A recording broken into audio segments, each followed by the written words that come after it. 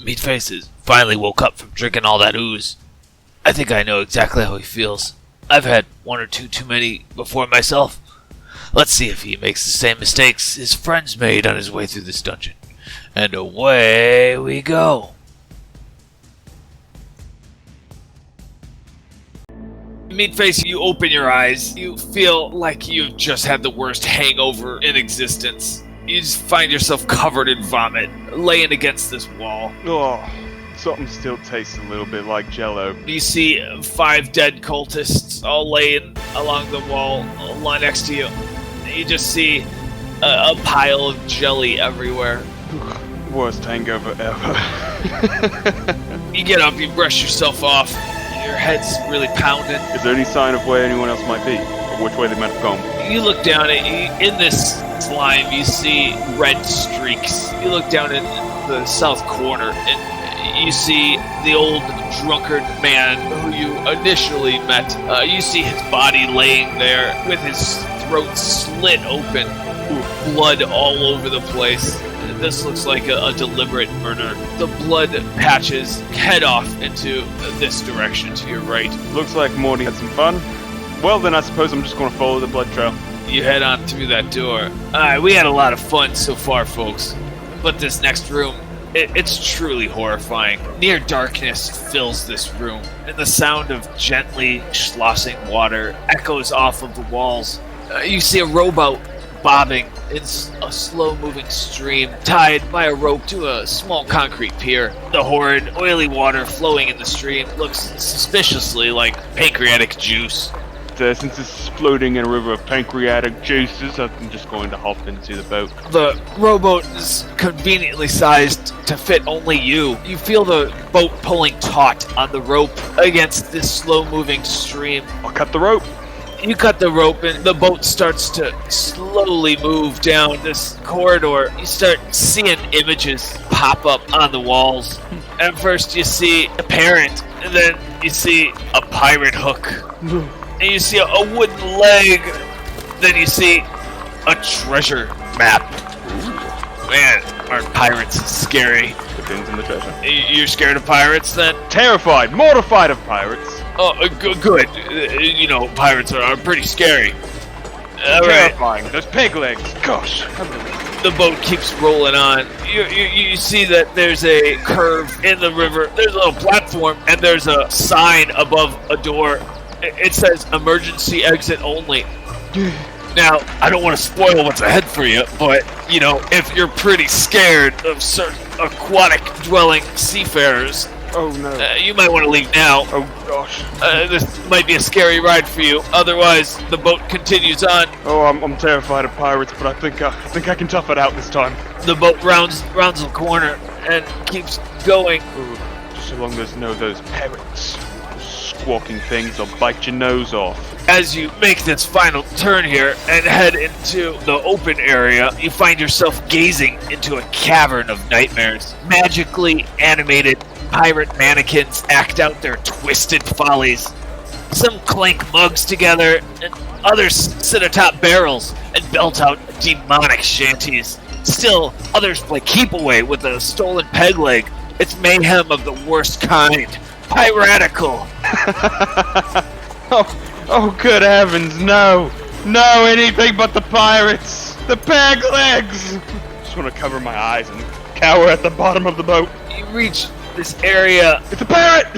At the prow of a horrible wooden ship stands a mannequin wearing a large, terrifying pirate hat. Oh. He turns with unnatural speed to stare at you. Oh no. And your boat grinds to a halt. Ahoy, mateys! His voice booms. Answer me riddle, or I'll scuttle ye! No, not pancreatic juice. This frickin' guy, right? Man, my timbers are shivering just thinking about this shit. I think I might walk my own plank rather than deal with him. Who be ye? Who be ye? Me? I'm Meatface!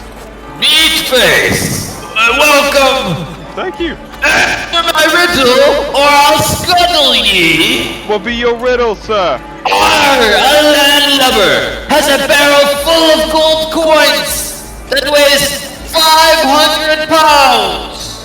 Then he put something in the barrel and ho! Now it weighs less than 500 pounds. What did he put in the barrel, ye dog?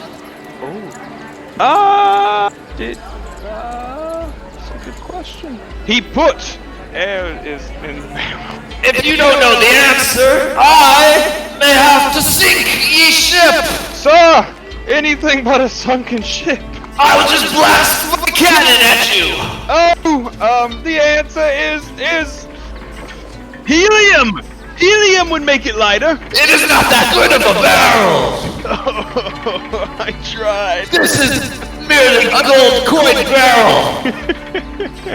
Now, some people, they say that my name is the key to the answer. What was your name, Captain? I'm Captain A-hole. I don't know. Oh, that I will have to sink your puny ship. If you sink my ship, Captain A-hole, I will swim to yours and behead you.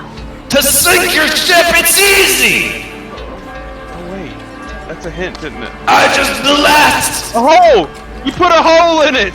You put a hole in the barrel! You got it. A hole. Oh, that's too good, actually. His mouth slowly opens into a supernatural screaming shape. A black object flies out of it. It lands neatly next to you. I'll pick it up. What is this? What did you give me, Captain? You see it's a black cloth fabric that opens up to reveal a 5x5 hole. Oh, sweet! I have a pocket portal thing. Thank you, Captain. You're not so bad as I thought. The boat continues on the rest of the way to the exit. Okay. Well, since I'm here, I will mount the platform and go through the door. You jump on in there, you shake your boots off, walk on through that door. You find yourself just this little tiny hallway room, but you see on there, spray painted in the corner, it says Jerry is a loser. Meatface just wanted to add a little bit of his own spice to it. What else is in the room besides Jerry's a loser? This is a pretty plain looking room. You see two doors. They both look like they've been used before by other people. I'm gonna go through the front one up here. You head up Oh, very good. a long hallway. It's got a couple doors in it. You see in front of the doors there are a couple numbers. You see a 1, you see a 2, and you see a 3. Is there anything else remarkable in this hallway? In the corner, you see a fluff of fur with legs sticking out in so many directions, so many legs, and it's dead, it's rotting, it's stinking. I want to pet the kitty. You're petting this rotting carcass. All of these legs. Good kitty. Good fluffy kitty. Just like the one at home. Good fluffins.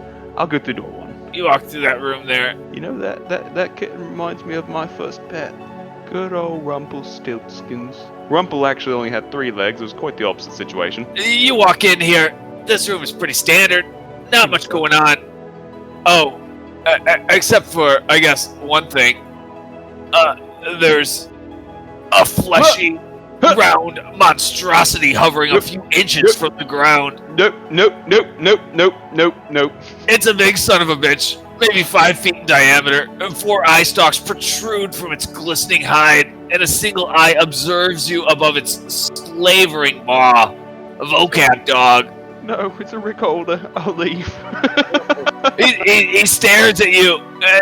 You reach back for the door, and you find it locked. Oh. You hear a big booming voice. Show me what you got. I want to see what you got. I'll start dancing. Just hit a button, Morty. Give me a beat. Oh man. Okay. Get Schwifty. Gonna get Schwifty. Get Schwifty in here. Gotta get Schwifty in here.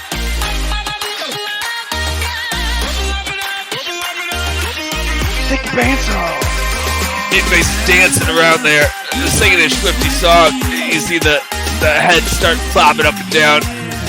He said, I like what you've got. Good job. Yes. He spins around in a circle and he evaporates right in front of you. A previously unseen trapdoor appears right in front of you. Oh. It pops open. You see a small cubby hole. Can I reach into it and open said cubby hole? You reach in there, and you find a dead spider that's worth 5,000 gold. Oh. It's got a little price tag on it. And you find 2 small rubies worth 20 gold each. I will pocket all the items. You go ahead and you put them in your pocket. Very good. Is there anything else in this room? Just this empty cubby now. Bye, Schwifty Head. It was nice meeting you, and I'll go back out. You head back into this hallway. I will make my way up to door number 2. And what's behind door number 2? A treasure chest sits innocently atop a pedestal in the center of an otherwise empty room. That's it. That's the whole room description for you. It's an empty stone room with a treasure chest innocently atop a pedestal. It looks like it's just a nice reward for all of your hard work. Oof. Well, there's nothing suspicious about this whatsoever. I'm gonna hit it with my axe. Double hand overhead, straight down on the top. So you lift your hands up right over your head as you walk towards it. Psych! It's a mimic! I knew it! I knew it! A big, sticky purple tongue bursts out of the chest. It's go time. So, I'm gonna fight this mimic at half health. You're at half health. You're first to act, though. Alright, I'm going to just double head, do exactly what I said I was going to do, and just bring the axe down right on top of its lid. And that's a 10 slashing damage. Oh, boy, that deals quite a bit. You see the wood cracking beneath your axe as it hits the top of it. You see the metal start to bend. You notice that's quite a bit of damage you just took. What, you bite your tongue, mimic? Its tongue sticks out quite a bit. And it's going to bite at you. It's going to just bite away at the air, miss you.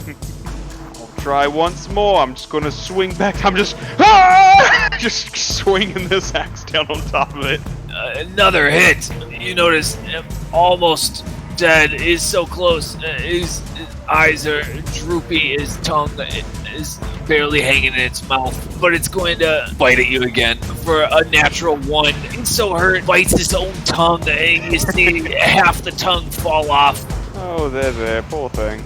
Don't fight against a meat axe when he's rolling well. Another 23 for 14 slashing damage. Completely obliterate it. It's on top of this pedestal, and you smash it right through it, and your axe gets ingrained into the pedestal. The mimic is destroyed and splintered into so many pieces. I just had this mental image of this mimic, like Meatface is walking up towards the mimic with his axe over his head, and the mimic just opens its mouth, and Meatface just starts going, ah! Ah! Like Meatface was expecting it, but he still got scared anyways. It just started swinging. Whew, how's it work out? Your axe, as it is in this pedestal, a big tongue comes out of the pedestal at you again. It's another mimic. No! No, I did already engrave my axe into the top of this one. We're going to carry that through. So the additional damage, so whatever was over damage? Yes. Cool. That makes sense to me. This mimic is going to shoot out a pseudopod at you for 24 attack roll. Oh, that hit. You take 8 bludgeoning damage. We use that second wind for a healing surge. 9, yeah, heck yeah. I ended up with more health than I had previously. Okay. Ah! The mimic is gonna reach out again and bite you. It misses. It bites at the air. Now, was this thing like a pedestal, or what was this thing? What was the shape of this? It's the shape of a pedestal with a mouth sticking out the side of it. Okay, so, can I just like front push kick this thing and try and knock it prone? Yes, with an unarmed attack. That's what I'll do. You run into it, and it's a pretty heavy pedestal. You run right into its mouth. Ugh. You're right there at its mouth, so it's gonna bite at you again. It's gonna hit at you with 6 piercing damage. Ouch. Okay. I'm gonna take a step back and just start swinging my axe again because that worked the first time. That was a great hit. 14 slashing damage. Again, it obliterates it. You You swing it to the side. This pedestal mimic just smashes into the wall, breaks into a million pieces. Meatface, covered in blood from the bite, just... As you're panting, you feel the ground shaking. You look down at the ground, and the white floor sucks up, and it turns into a large mimic. No! No! Oh, you thought you were safe, didn't you? Look at this big mimic. He gathers up in front of you, and it's just this carpeting that's been piled up into like a 10-foot by 10-foot square. Meatface has just been screaming for the past 10 minutes straight, just swinging his axe. Swing at this pile of carpeting with a mouth. You see it get cut in half with your great axe. It's now half the size. Yes. A smaller piece of carpet with a mouth. It tries to bite at you. Get away from me! Leave me alone! You swing your great axe. You miss at him. He reaches out his pseudopod at you for a natural 1. Misses you. You swing a natural 1 with your great axe. You go to chop off the pseudopod, but you miss. You turn around. You're getting kind of dizzy. No. He sees your butt right there in front of him. It goes to bite. It misses your butt. Ah! I got a tough butt, but I'm gonna just like this time I'm going to just turn and spin. I'm just gonna spin in a circle since I'm facing away from it, just try and hack it from the side. It's chopped up into little carpet pieces. No more mimics! I want to search the ones that are already dead.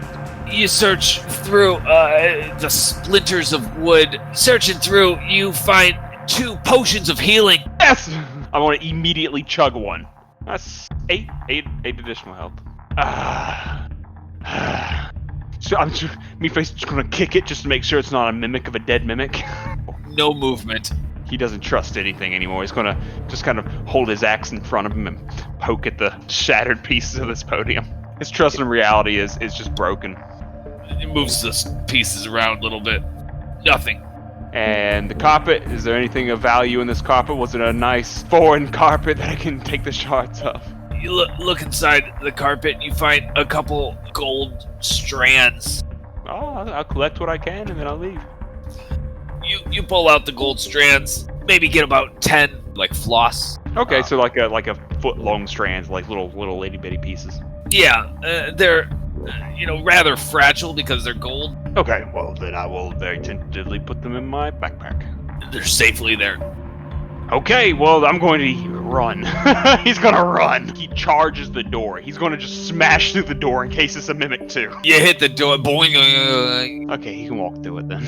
Dizzy, you hear cook around your head as you open the door and walk through it. Alright, just kind of make my way down the hallway and pet the kitty on my way past all the legs. And then keep on walking. It smells putrid. You walk through. To door number 3. A massive, disembodied humanoid head hovers above the floor.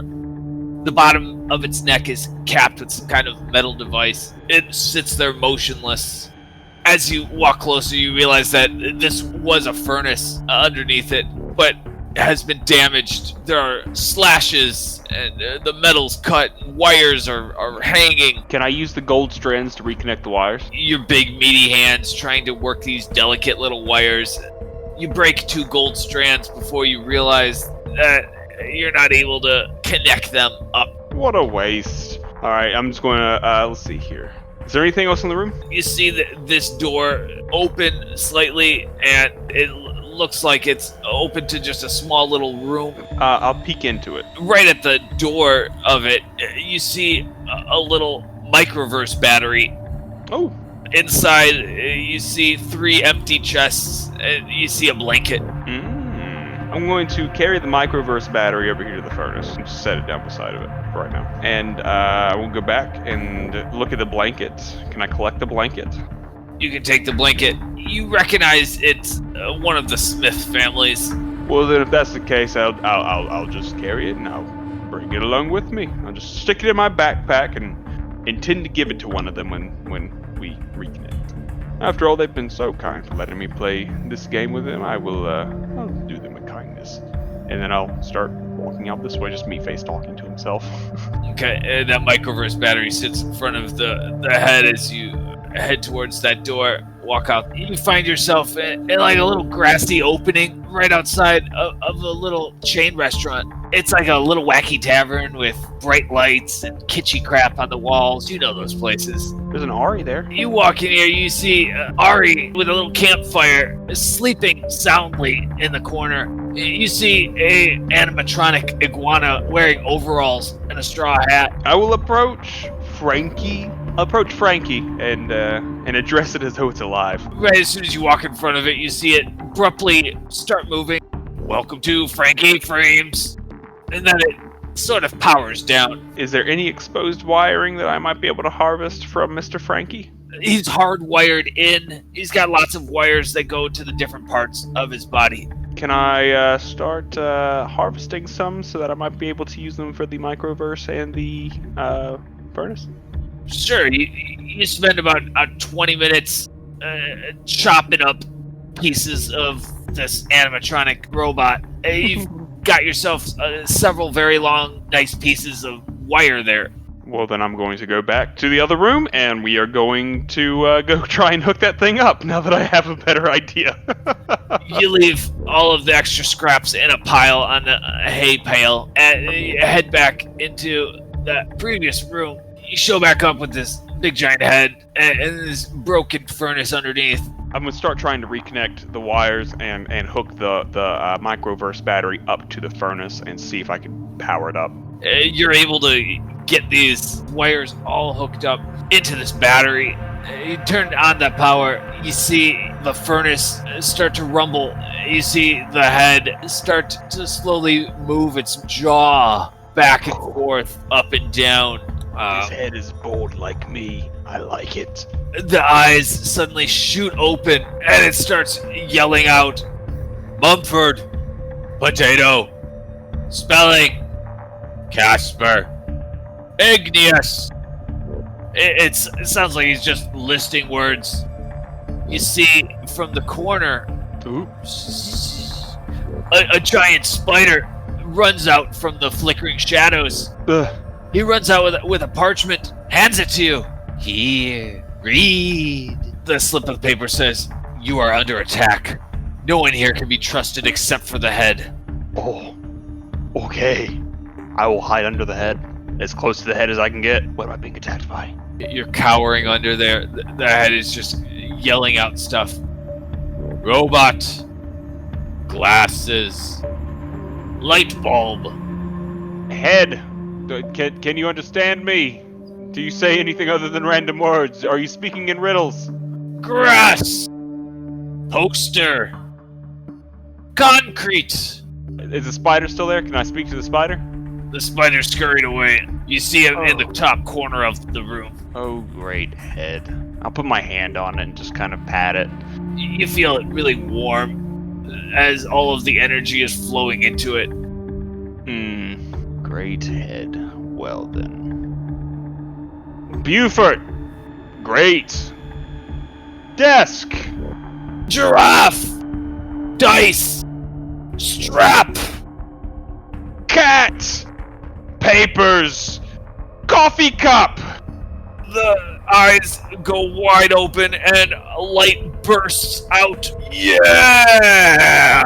And starts shooting coffee all over the room. It gets on the multiverse battery. You see it start to short out, and all of a sudden it freezes. Oh no! Oh no! Did the furnace turn off too? It turned off. The multiverse battery looks like it's shorted. I'm gonna leave the head alone now. You're covered in coffee. That's good. That was an adventure. I'll leave him alone now. It was nice to meet you, great head. Apparently I'm under attack, but I think I can handle it myself. You walk back over into this room. You see Ari sound asleep. I walk past the animatronic and getting into Frankie, whatever. You open up the door. You walk into this tavern. You see the rest of the party there. You see Jerry kind of hurt, but he's sleeping at a table. You see Keth curled up with a bugbear. And you see Leanne sleeping along the side with a little figurine. Well, it's getting a little late, so I'm gonna sit at the bar and have a few drinks. If there's anyone here. You don't see anybody working. In fact, you see animatronic scraps of bodies, 5 of them, scattered around this room. There's just a wake of destruction behind these people. Unseen tortures have gone through this room. You feel the energy radiating out of it. Oh. And you know that your party has been here for a long time. Oh, I want to crawl over the bar and look for my own drink. You find a full bar array set up here. Back here is the kitchen. You see, as if someone had just stopped cooking mid-meal. You know, I'm not going to question it. Ari's outside for a reason. Jerry's hurt for a reason. I don't even want to know about the bugbear. No. I'm going to spend the rest of my time behind the bar and wait for them to wake up. Meatface smiles as he looks down at all of the liquor and drinks that he can consume and looks up at the clock, sees that it is 7 a.m. It's good. It's going to be a long day.